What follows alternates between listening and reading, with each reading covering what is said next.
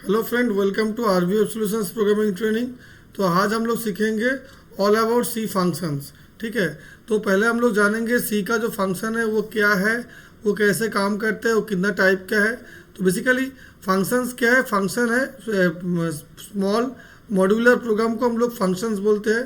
Suppose एक main है, एक मेन में हम लोग अगर दो तीन फंक्शन क्रिएट करके सपोज उसको मॉड्यूलर करें तो क्या होता है, प्रोग्राम को हैंडल करना जो होता है वो इजी हो जाता है।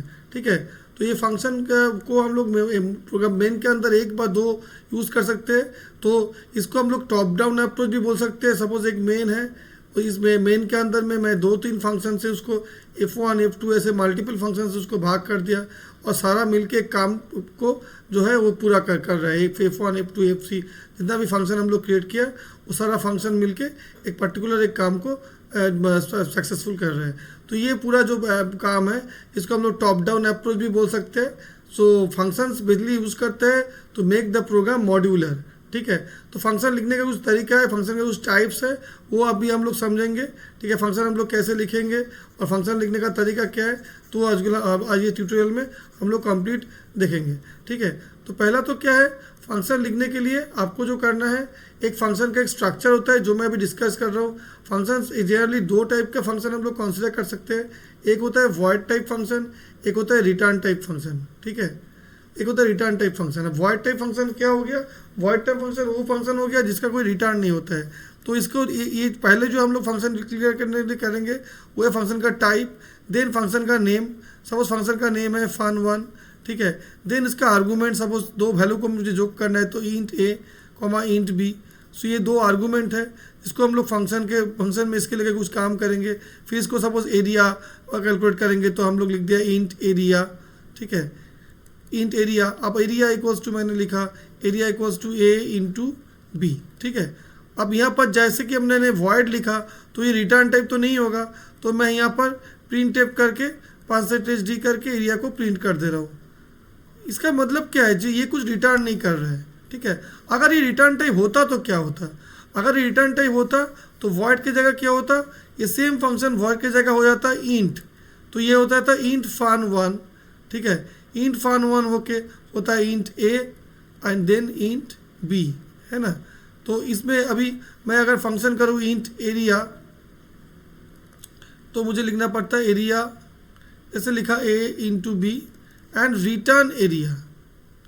तो ये क्या करता है, एरिया को रिटर्न करता और ये रिटर्न करके ये फंक्शन के अंदर में उसको स्टोर कर देता। किसी भी एक वेरिएबल को मेन में मुझे लेना होता, सपोज z इक्वल्स टू मैंने सपोज fun1 लिया है तो z इक्वल्स टू मैंने fun1 सपोज लिया है और इससे सपोज अब मैं 2,5 दो वैल्यू को भेज रहा हूँ तो ये z जो है इसमें मेरा वैल्यू आ जाता और इसको मैं अगर प्रिंट टेप से प्रिंट करता तो इसको प्रिंट करने से प्रिंट z तो आउटपुट मुझे दिखाई देता। ठीक है, तो ये होता रिटर्न टाइप में, ये होता रिटर्न टाइप में, लेकिन नॉन रिटर्न टाइप में ऐसा नहीं होता, ये डायरेक्टली प्रिंट कर देता। ठीक है, तो आप एक पूरा प्रोग्राम लिखेंगे और हम लोग समझेंगे फंक्शन का फ्लो, कैसे फंक्शन काम करता है, उसका फ्लो मुझे अभी आप लोग को दिखाना है ठीक से। ठीक है, तो फ्लो दिखाने के लिए पूरा में प्रोग्राम लिखना है। सपोज 2 नंबर को मुझे ऐड करना है तो मैं पहले से लिख रहा हूँ प्रोग्राम को। पहले तो हैश इंक्लूड लिखते हैं, हैश इंक्लूड stdio.h। ठीक है,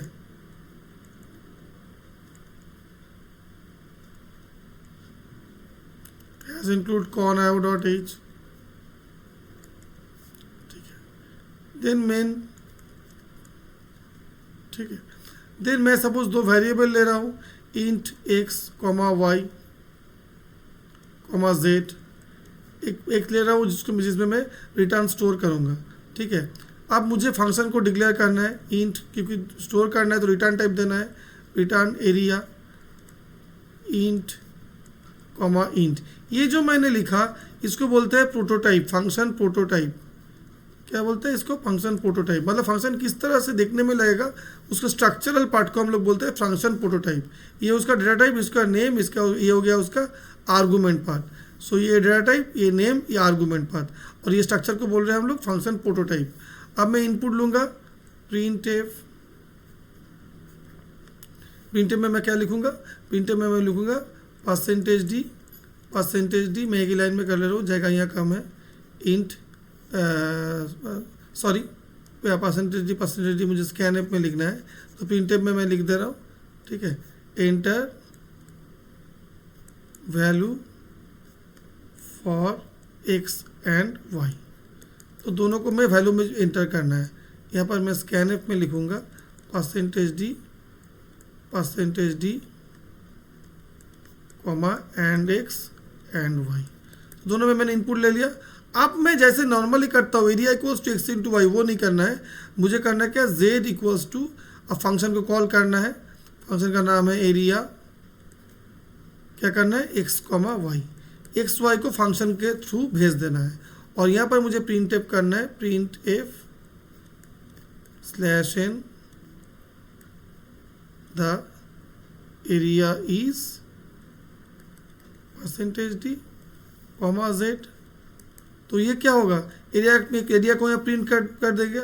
अब यहाँ पर मुझे क्या करना है, इसके यहाँ पर मुझे, अगर ये इंट मेन है तो यहाँ पर मुझे रिटर्न 0 करना है। हो गया प्रोग्राम कंप्लीट। लेकिन यहाँ पर तो प्रोग्राम मैंने लिखा ही नहीं, मेन जो काम होगा, तो ये कहाँ लिखूंगा, ये मैं फंक्शन में लिखूंगा। तो मैं ये फंक्शन में लिख रहा हूँ, यहाँ पर नीचे में जाएगा नहीं है, तो मैं यहाँ पर इसको लिख दे रहा हूँ, ठीक है। तो यहाँ पर मुझे क्या लिखना है, इंट एरिया, ऐसे क्या है, रिटर्न टाइप इंट है, इंट एरिया, मैंने यहाँ लिखा इंट ए इंट बी। तो ये जो एक्चुअल पैरामीटर्स जो है ये क्या करेगा, ये इसको यहाँ पर पास कर देगा, फॉर्मल पैरामीटर में जो इसको पास कर देगा, ठीक है, ए एंड बी में।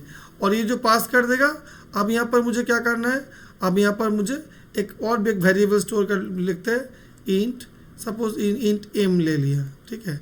अब M equals to A into B, अब मुझे रिटर्न करना है किसको, एम को, अब मुझे रिटर्न करना है एम को, तो मैंने एम को रिटर्न कर दिया। तो एम कहाँ चला है, एरिया किसको दे दिया, इसको। तभी मैं फ्लो समझता हूँ। तो एक नंबर है फंक्शन में वैल्यू लेना, तो ये मैं इसको 1 देता हूँ, ठीक है।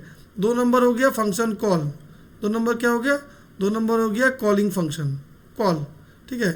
3 नंबर क्या हो गया, 3 नंबर हो गया पास, ये हो गया आर्गूमेंट पास।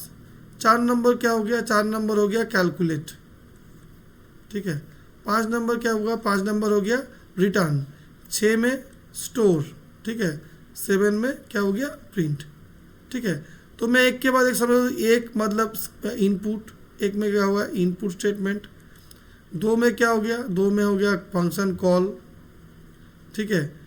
अब 3 में क्या हो गया, 3 में हो गया पासिंग वैल्यू, पासिंग आर्गूमेंट, ठीक है। 4 में क्या हो गया, 4 में हो गया, 4 में यहाँ हो गया कैलकुलेशंस। तो यहाँ पर जो एरिया एम जो वेरिएबल है, इसका स्कोप है लोकल, मतलब फंक्शन के अंदर में जो वेरिएबल हम लोग डिक्लेयर करेंगे इसको बोलते हैं हम लोग लोकल वेरिएबल्स। इसका स्कोप फंक्शन के अंदर ही लिमिटेड रहेगा, ये बाद में भी हम लोग स्कोप ऑफ वेरिएबल में डिस्कस करेंगे, ठीक है। इसके बाद 5 नंबर में क्या हो गया, 5 नंबर में हो गया रिटर्न, ठीक है, रिटर्न। अब फिर 6 नंबर में क्या हो गया, 6 नंबर में हो गया स्टोर वैल्यू, है ना।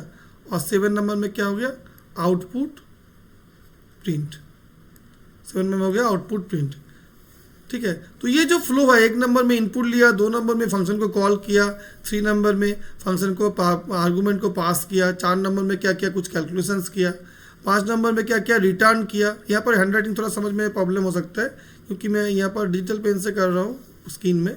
तो 5 नंबर में क्या हो रहा है, रिटर्न स्टेटमेंट हो रहा है। 6 नंबर में क्या हो रहा है, इसलिए मैं बार बार बोल दे रहा हूँ, 6 नंबर में क्या हो रहा है, वैल्यू को जो है वो यहाँ पर 6 नंबर में स्टोर कर रहा हूँ एक वेरिएबल में, और 7 नंबर में आउटपुट दे रहा हूँ। तो अगर ये आपको समझ में आ गया तो आप लोग फंक्शन आराम से कर लोगे। तो ये अगर फ्लो समझ में आए, ये फ्लो को याद रखना, ठीक है। और ये अगर रिटर्न टाइम नहीं होता, वॉइड टाइम, वो तो बहुत आसान है, यहाँ पर रिटर्न नहीं करना होगा, यहाँ पर स्टोर भी नहीं होगा, जो आउटपुट प्रिंट कर रहे हो यहाँ पर वो फंक्शन से प्रिंट कर दो, ठीक है। नेक्स्ट हम लोग समझेंगे जो फंक्शन, ये तो कॉल बाय वैल्यू हुआ, फंक्शन कॉल बाय रेफरेंस क्या होता है, नेस्टेड फंक्शन क्या होता है, फंक्शन का स्कोप्स और भी डेप्थ में समझेंगे, और रिकर्सिव फंक्शन जो है वो भी हम लोग डेप्थ में समझेंगे, ठीक है। Thank you.